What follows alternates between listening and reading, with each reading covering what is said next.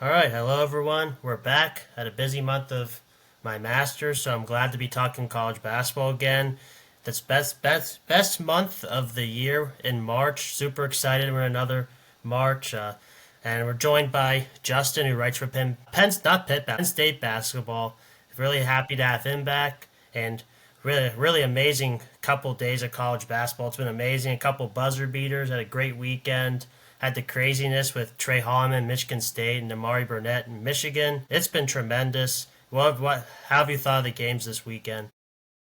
Yeah, so right off the top, I think you hit the nail on the head. It's obviously amazing to be back in the best month of the whole sports calendar. But I mean, overall college basketball week slash weekend, I thought we've had some amazing games, especially this past Saturday with Meshack on Tennessee with that Curry range 3 point shot to beat Alabama. But I'm super excited. I think the mid-major college basketball tournaments are starting right at this moment, Yep, Sunday. So I'm pretty excited for the next 4 weeks, 5 weeks. it's gonna be It'll be fun. awesome. Yeah, Gotta have some Pepto Bismol at your side. It's gonna be a lot. Gotta buckle your seatbelt. 100%. Best time of the year. I'm so excited. So, yeah, let's Hmm. go over these games that happened just a couple hours ago and yesterday. So, Auburn clinched the SEC. Well, I guess they had to have Tennessee help them out, but they got a big win on the road against Kentucky. Kentucky was without Jackson Robinson, who's out for the season. Unfortunately, that's going to hurt them a ton. So yeah, Auburn clinched the SEC with their win, and Tennessee, like you said, Meshack, he's a pretty bad shooter, hits that Yeah, crazy shot to beat Alabama. Very significant result there. We'll talk about that later on. Texas Tech beats Kansas on the road. I mean, I've never seen Kansas drop this many games at Allen same Fieldhouse. as me. It's Uh-huh. insane. And wild. So Texas Tech gets another win to get a little healthier. Then Vanderbilt, what a revelation they've been in the SEC. They have a crazy comeback at home to beat Missouri. Florida continues their great season, winning against A&M, who's really struggling right now. Mm. Then Iowa State beats Arizona. Arizona struggling. Iowa State getting healthy, ready to go. Then two Big Ten games today were great. And a really good frenetic pace game. Michigan State beats Wisconsin. Wisconsin had no Max Klasman, but Michigan State was the better team. Then the most shocking one was definitely Illinois, how they beat the piss out of Michigan. Michigan, you could On the see road. them. Yeah, you could see them played a pretty bad game against Rutgers. Burnett bails them out, and you could see this coming. So, for you, Justin, what was the most significant result of all these games? I would say Tennessee over Alabama for me was the most significant one. I feel like we are also going to get into that a lot more. But for me, at the moment, I think that's kind of the game that makes Tennessee a one seed for the time being also. So I would say that game, it for sure had a ton of significance because Alabama, it definitely seemed like they were gonna win the game until the last 20 seconds. Yeah, So that was a pretty significant comeback for Tennessee, and in my opinion, I think that win puts them on the number one line over I 100% agree. I'm releasing my bracketology tomorrow. It's not done yet, but I'm having Tennessee on the one line as well. We're going to talk more about that. That was a huge win. Tennessee's playing great right now. They have a lot of offense. Usually Barnes' teams don't have much defense, but I mean Lanier, Ziegler, those guys are just that's a really good team, and that win for me gets them on the one line as well. Lot of significant games this weekend too. I mean Michigan State big win for them today. Now they're in sole possession because Michigan lost for the Big Ten. But yeah, I think Tennessee that win was just huge for them. So for me, that's definitely the most significant result as well. So yeah, we were on here in the preseason, which feels like yesterday. How time has flown Yeah, so fast. it has. And the funny thing about preseasons, it's funny to track how right or wrong you were, and we were both definitely had a lot more wrong than right. So Justin, what were you right about preseason? Um, I feel like my predictions were also like very Big Ten biased because I definitely like know more about the Big Ten than like any other conference. So like some like Big Ten teams that I was higher on than most people was definitely Wisconsin. I forget where they were in the Big Ten media preseason poll. I think they were like 12th or 13th. And in my preseason power rankings, I believe I had them 8 or 9. So I was definitely a little higher on them. I liked Michigan a lot, but I mean, the past couple games for them, they've been a little shaky. But I feel like most people didn't expect Dusty May to be this like productive in his first season there. So I know that you also support Maryland, who Yeah. was definitely ranked like in the middle of the pack of the Big Ten before the season. I'd say I was more right on them than most teams. And then also, I believe in the preseason, my bold prediction was that UConn wouldn't make the second weekend, and obviously we don't know for sure yet, but I mean, they haven't looked great this season. They've been playing a lot better though, so I think they might wind up in that 7 to 9 range in the bracket, I think. So those four teams were the ones that I thought would be better or worse and like what like the general consensus said about them. Yep. Yeah, for me, I have three teams in particular. I was right about Louisville. I thought Pat Kelsey's amazing coach at a mid-major level, and I thought bringing in Chucky Hepburn and Terrence Edwards Jr. and Javon Hadley and Rain Smith, I thought they would be a good team, and I was right. They're going to probably finish second or third in the ACC. St. John's, I had them in my preseason Final Four last year. I was a year early with St. John's. Yeah, Patino usually doesn't do well. He does okay in his first season with teams, but 2 years. yeah, he's a 2 year guy, and man, Yep. they are. It's a great story what's happening. Won the Big East regular season. They're going to be like a 3 seed maybe. I mean, I kind of saw it. Richmond and Smith were great transfers in. I Lewis was kind of banged up last year, and he really came in his own to end the season. Man, he could be the Big East Player of the Year. We'll see. He's been fantastic. Zuby Ejiofor. That I kind of knew that team. I thought Kadari Richmond and Davon Smith would be better than they are, but it's Same. been like all RJ Lewis and Zuby Ejiofor. But Richmond's had a good season. I kind of knew Patino would this. I didn't see this happening, but I thought they would definitely make the tournament at least. The last one's Missouri. I thought getting Mark Mitchell and Tony Perkins and they had a really good recruiting class. Caleb Grill. I had them I had them. I think I had them making the tournaments to start the season. A lot of people didn't. So those were three teams that weren't getting that much talk, and they're definitely gonna make the tournament. So here's the most fun part, and maybe the most sad part. What are the teams you were most wrong about? So for my first one, it's not going to be a team, but it's going to be two conferences. Before the season in the podcast, you raised the question, what's the best conference? And I said the Big 12, which I mean, I'd say the SEC is comfortably the best conference as of this moment, and probably like for the foreseeable future as well. I was definitely wrong on UNC. I picked them to win the ACC, which was definitely a very cold take of mine.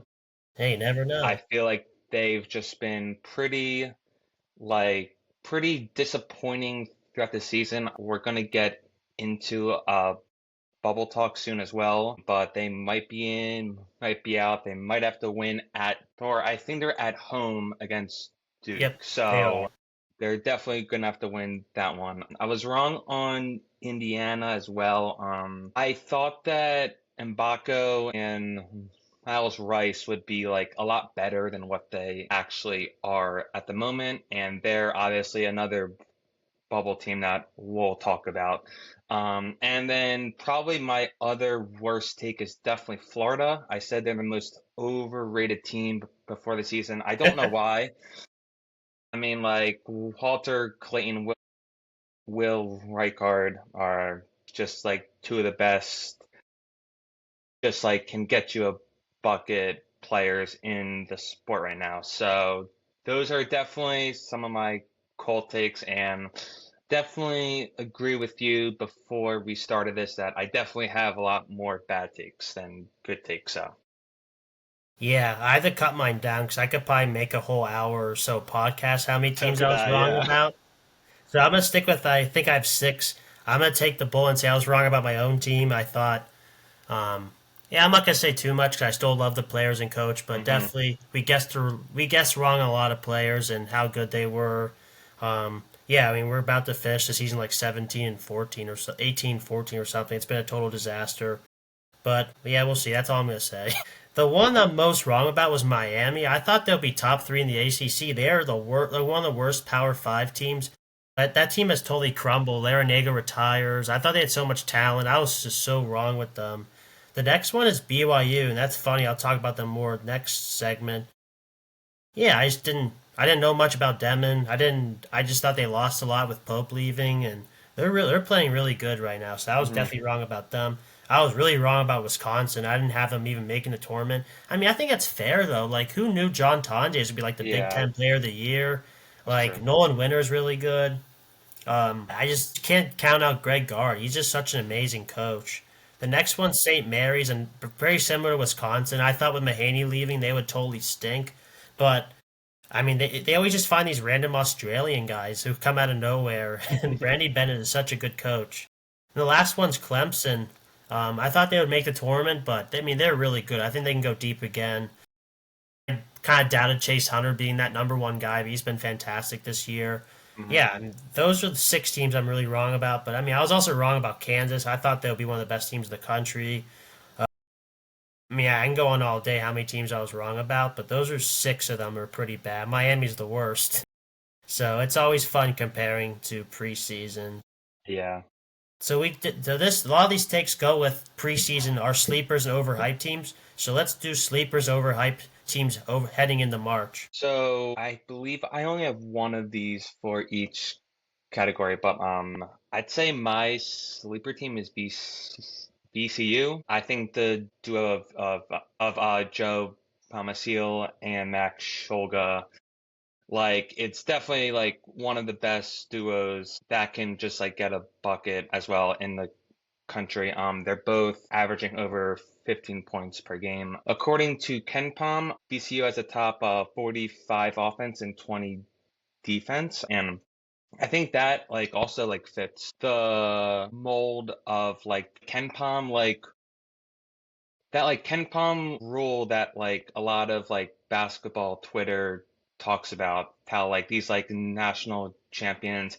I think it's like top like 47 offense, 27 defense, and I think like the past like 20 or so like champions have fit that mold. So like it's for sure important to be like very stout defensively in the tournament. Then like going along with that, they have the fifth best opposing 2 point percentage in the conference. Then they've also shot 78% from the free throw line in conference play, which I expect to continue in March. I feel like the like main two things that teams have to do in the tournament to be successful is like take care of the ball and make your um free throws. Yep. I would say VCU is my sleeper team. For overhyped, like I don't think Kansas is overhyped, but like I'm still gonna like talk about them. They're definitely not overhyped to like the college basketball like fan base, but like to the media, I think they probably still get overranked like by like the poll. They don't shoot free throws or they don't like shoot the three ball that good as well. And I just feel like they lack a lot of scoring on offense. Like I feel like there's been a lot of like disappointing players on the team so far this season. And I feel like in the tournament, like they're gonna have to rely on Dickinson a lot. Then like we know like against Gonzaga in the round of 32. I think I think they were a four seed and Gonzaga was a five, and I think Gonzaga beat them by like 20. So I could see something like that happening again, where like Kansas squeaks by in the first round. I forget who Kansas lost, or I forget who Kansas beat I think they in beat the first Samford like round. the buckyball. Yeah. So, and I remember like the like goaltend or like phantom like Yep, foul and like the last like couple seconds like screwed over Samford. So like I mean like they were definitely like playing with fire last season, and it's a pretty similar team this it's season. very So similar. Yeah. I don't trust Bill Self. He did win the tournament a couple seasons ago, but like he's been really bad this season with this team. So I feel like in the tournament, I'm not buying any stock on the Jayhawks. Kansas looks terrible. Like they're losing They games. do. Like we already talked about, but like they're losing a lot of games at home, which they never do. And if they're a six seed, like they get a mid major or a bid stealer, like that's a great upset to pick. They just look terrible. They just don't look connected. Yeah, they have no shooting. They have no. They just like literally have no offense on that team. They look terrible. It's like Yeah. really out. It's really out. It's like just so unlike them. They're always like such a good team, and yeah. So my sleeper is funny, a team I didn't buy into. My sleeper is BYU. You know, they lose Mark Pope, but they bring in Kevin Young, who's a basketball guru. He's a junkie. He's coming from the NBA. His offense is so beautiful. They really run great sets. He's very similar to Mark Pope. It's funny they brought someone very similar who they lost, and they shoot a ton of three pointers. It's just going to be a really tough team to play and guard, and they just make a lot of threes. They run really good sets. Yegar Demons are going to be a top 10 draft pick. Richie Saunders might be the best shooter in the whole country, him or Kobe Brea, in my opinion. And they have and Traore and Keita, they're super tough down low. They just have a lot of good pieces on their team. They run a great offense, like I've said like five times already. I'm really buying into them. I think they can go deep. I think their style of play really fits into a March Madness neutral floor game because his NBA style. Mm, So I I'm think really so too. buying in. I'm really buying into BYU. They're a really good watch, pleasing offense, and I'm super excited to see what DeBanza does next year at BYU. So this program's not going away either. Then my overhyped team is people are gonna have a fit with this, but I think it's Duke. I'm just like I've been hating them all season long. Usually teams who are led by freshmen don't go very far in the tournament, and because I just don't think the players around Flag they're good, but I don't think they're gonna play a team, and Flag's not gonna have a good game. Who's gonna step up for Duke? We've seen Duke lose to Kentucky, Kansas, and Clemson. They haven't played that many good teams in the ACC, and and when they play good teams, they've lost this season. So the ACC is so weak. Are they battle tested enough to play? Like I could see them being a one seed, getting matched up by a good SEC team at an 8 or 9 game. I mean, I don't know. I'm just not buying into this team how good they are. They are a great defensive team. I'm just not buying into Duke like everyone else does. I think they could run into trouble. And I have a couple other teams like I think Baylor completely stinks. Like they're kind of gonna be like Kansas. Everyone sees they won a national championship a couple years. I don't even think they should even make the tournament. They are playing so bad. They've no size down low. Yeah, they're just like not impressive at all this season. And I don't like Michigan at all. I didn't see that result coming today, but Wolf and Golden are fantastic, but their guards are they're just not difference makers. They're not going to win a game for you, and guards win in March. So I could see Michigan maybe not getting upset, but I think they're not going to make the second weekend. Then the last one is Houston. Houston, they have a great suffocating defense. They're a great team, but usually conservative defensive teams lose in March because they're too conservative on offense. You don't win with defense in March. You win with offense. So Houston's a great team. Their guards, Cryer has been playing great, but Yeah. I don't know. Some about Houston, I think they could be way too conservative on defense and maybe lose. Because, in my opinion, in March you need solid defense, but you need a lead offense in the shot making. That's what wins March. That's how upsets happen. That's how you Mm. go deep and you make shots. So the teams who don't let their offenses go and they're too conservative, they're gonna get bit in March. So My big one's Duke. I think Houston's a good team, but I still a little worried about them. And yeah, so I know the Duke one. People are like, "What are you talking about?" But yeah, I can't stand Duke. Yeah. So let's go to everyone's favorite time of the year. Is favorite part of going to March is the bubble. It's not fun being in Bubble. the bubble. I was on it the last 2 years. This year we don't have to worry about it. So this year it's an extremely weak bubble. I think it's because of like these power conferences. But I have a couple teams on here. I'm not gonna tell you my predictions because I'll show those tomorrow. So Justin, I'm gonna just pose a couple teams to you, and you just say they're in or they're out. So the first one, we'll start off with actually two Big Ten teams. We'll start off with Indiana. Are they in or out?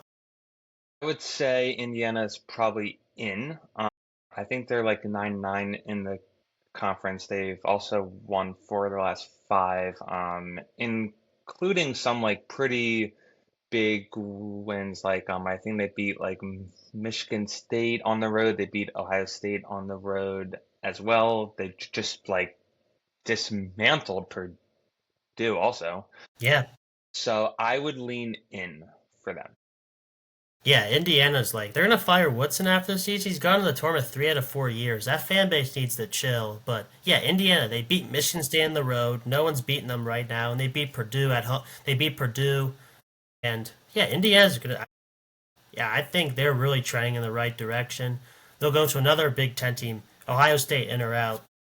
I would also agree with Ohio State being inside of the tournament. I feel like with this Buckeyes team, I think it was also pretty similar last year, where like the metrics have them a lot higher than like most like people do, and they definitely played a pretty difficult like non-conference. I think they beat Kentucky, they beat Texas, they obviously lost to Dewey's Pitt Panthers as well. But I think they're like 8-10 in the conference. They have not played well over the last like 3 weeks, but I feel like since the bubble's super weak and the teams we're about to discuss, I think they're still better than like those like six or seven more teams that we're like about to talk about. So Yeah, Ohio State, their record's pretty terrible, but they're super dangerous. I don't yeah. know. I'm not sure what's really happened with Michi Johnson, but they still have Bruce Thornton. They still have Devin Royal. They still have John Mobley, Micah Parrish, Bradshaw. They have some dangerous play. I mean, Thornton's such a good point guard. He could win you a game in March, but they've Yeah. been playing pretty bad recently. So we'll hmm see if they could pick it up in the Big Ten tournament, but they're definitely a dangerous team. The next one is Georgia. Um, I would say because of their win at Texas this past weekend, I would have Georgia inside of the tournament. They are 6-10 in conference play, but like they just beat Florida at home and then Texas on the road. I feel like with these like SEC teams, like I feel like we should probably like take their conference record with a grain of salt because I mean like I'd say like three out of every four games is going to be like a quad one matchup. Um, they also played pretty well non-conference. They beat St. John's, and they also beat Georgia Tech on the road. So I would have them in as well because of the other teams not being as good. So Yeah, Georgia had a really great week. I mean, beating Florida at home just yeah, kind of jolted them back in. it did.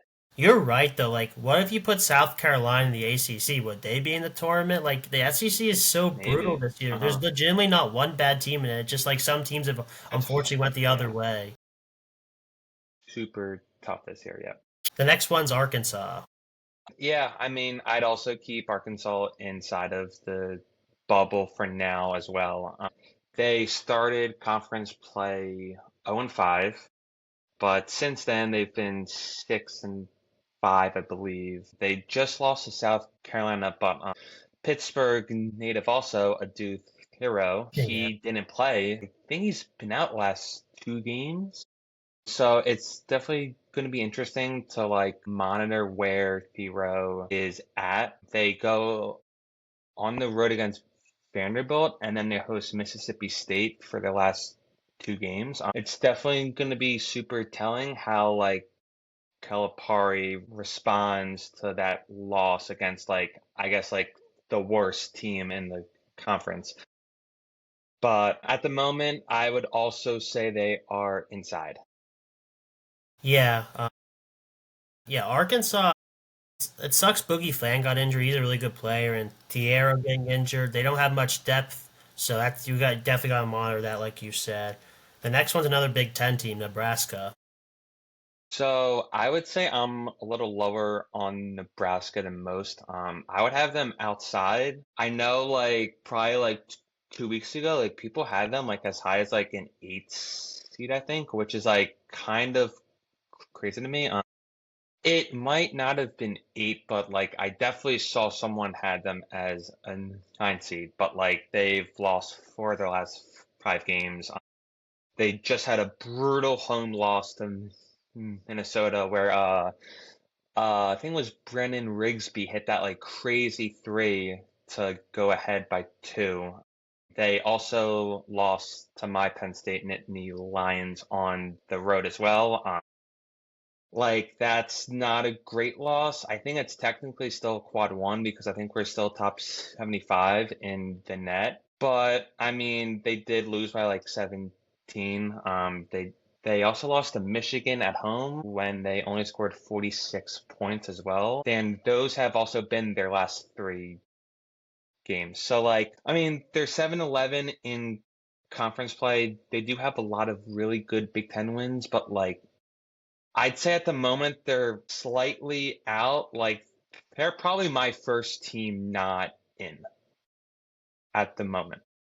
That's totally fair. I mean, they're not playing good right now. Man. Bryce Yeah. Williams is one of my favorite players in the country, but Hmm. I mean, you can't lose to Minnesota at home. Unfortunately, you can't lose to Penn State. So Yeah. they're just not. They're not treading in the right direction for sure. The Agreed. next one's Oklahoma. I think Oklahoma's a tricky one.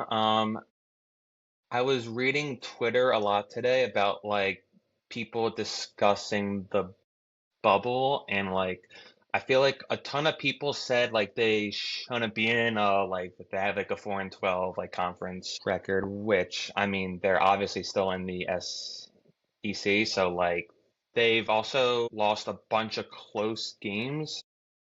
But I'd actually probably agree with the people on this. Like I probably still have them out. Like it's really tough for me to put like especially if they like lose to Missouri at home and then like also like lose to Texas on the road their last two games. Like I just don't see how you put like a 4 and like 14 team or like a 5 and 13 team in the tournament. And I feel like there's also still two teams that you're about to say that I would like more than Oklahoma. I mean, like I feel like from like a fan point of view, like watching Jeremiah Fears in the tournament would be super fun because like that kid is so good.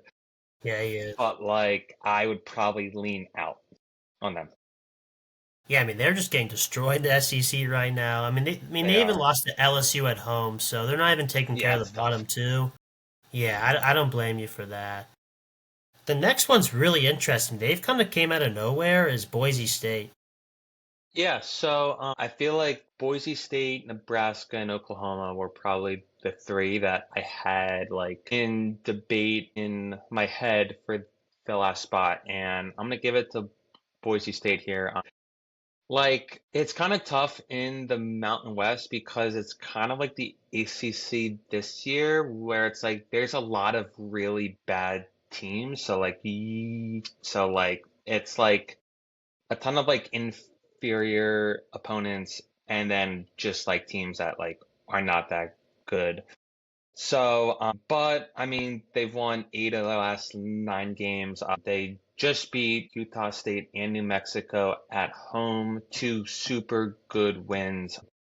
Like, I'd say I'm probably a little biased to the Mountain West. I think that's a very enjoyable conference to watch. I mean, it's super tough because like every game starts at like 11 p.m. at night, but like they did also beat Clemson and St. Mary's. Yeah, So that's legit. it's like those are two like super quality wins and like I feel like that goes a long way when you're discussing these bu bubble teams and kind of like breaking it down super in depth. So I would say Boise would be my last team in right now. The next one is one of the biggest brands in college basketball. They're not playing like it. How about UNC? Yeah, so my preseason ACC winner, I would lean out on them. I know they've won like five in a row, six of their last seven games. But I mean, their last five wins are all against like non like top 80 Ken Pom teams. I mean, like they can't control who they play, but like I just feel like they just don't have a lot of quality wins this season. I've been super like disappointed in Elliot Cadeau this season. Like I still think he's a solid player, but like me with a lot of other people thought like he would take like a really big jump. Like I just feel like he just can't really shoot the ball. And I feel like he's also taking too many threes than he should. Like he's taken like over like 70 threes this season. And like they've just been super disappointing for me, so I'm gonna lean out on UNC. But if they beat Duke and they like win maybe a couple games in the ACC tournament, I think they'd be right there on that like last team in spot. Yeah, that game for them against Duke is huge. I mean, that's just such a tough Massive, battle for them, and I don't think they're going to get it. They're just so weak down low. right? Um, but yeah, I mean, the committee wants them in. Let's be honest. So Yeah, 100%. the next one's Texas. I'm kind of out on Texas. I just feel like they just like are such like a disappointing team as well. I feel like before the season, like people weren't like insanely high on them, but like I'd say like people like definitely had them for like a shoe-in for the tournament, but like kind of similar to Oklahoma, like they've just lost a ton of games as well. Like they've lost six of their last seven. They just lost a huge opportunity to get themselves probably inside of the bubble for most against Georgia at home. I mean, like that game, like Georgia got out to a lead super fast, and then Texas could not do a thing. And they have really struggled on defense, like in conference play. So I'd probably lean out on Texas. I just feel like they just don't have like a lot of difference makers. I'm super high on Trey Johnson though. I think he should be like a top five pick, but like I just feel like everyone else in that starting five has been pretty disappointing, and like I just feel like they also just have like no bench. So Yeah, like it's been really disappointing for them this season. yeah. I thought like Ronnie Terry's like when he took over, this would become like a powerhouse, and they've had tough year this year, and they had a decent year last year. But yeah, Trey Johnson's awesome. I would draft him super high. He could score. Um, but yeah, and one team I for some reason didn't end up in the list. Do you have any thoughts on Xavier? I don't know why they weren't in the list. Ye- Yeah, so like if I'm not doing this, so like if I'm doing this correctly, I think I have one more team to put in the tournament, and that would be Xavier. I mean they've won five in a row. They just beat Creighton at home. I don't know if you saw, but like I saw that Xavier students were like camping out before the game against Creighton at like 8 o'clock at night on Friday, and the game started at like 4 p.m. on That's wild. Saturday. So like they have a really rabid fan base down there in Cincinnati. I feel like they have like a lot of like go-to guys on offense. Like I feel like Fremantle and Conwell like have been super good. Like I think like I mean, in my opinion, I think Ryan Conwell's one of the best shooters in college basketball. Like He's he awesome. shoots like 40% at such a high volume. And like I feel like with the Big East, it's been a little weak this year. Like they obviously have like St. John's, Marquette, Creighton, and UConn, and like I feel like no one really saw Xavier coming up in the last like 3 weeks because like they started conference play I think 1-4. So I would say Xavier's in as well at the moment. They have Butler on the road on Wednesday, which is a pretty tough game. But like if they win that game, like I definitely like project them at the moment to be like a couple teams inside of the bubble. So Yeah, Xavier. They had high hopes for the season, and this went wrong. But I mean, they have yeah. a really easy schedule. Rest of the way, they could stack some wins up and make their record look better. But yeah, Conwell's a really good scorer. I like him as well. Is there any other teams like we didn't really talk about you think could emerge and maybe make it or be like at least like a factor on the bubble? I didn't like write any down, but I could take a look. I think like SMU has an outside shot. They haven't been that good. I think they just lost to Stanford or Yeah, so like they probably won't then. My hometown team, Villanova, they just picked up a win at home against Butler, I believe. So like if they win out and then maybe make the Big East semifinals or final, they definitely have like a solid shot, but like they're definitely like next four out at the moment. I think Cincinnati, like they had a really rough like start of the conference play, but they've picked it up. I'm like they're very stout defensively, but I'm not really a Wes Miller fan. Like I don't think he's that good of a coach. I'd say those are probably the teams like on the radar.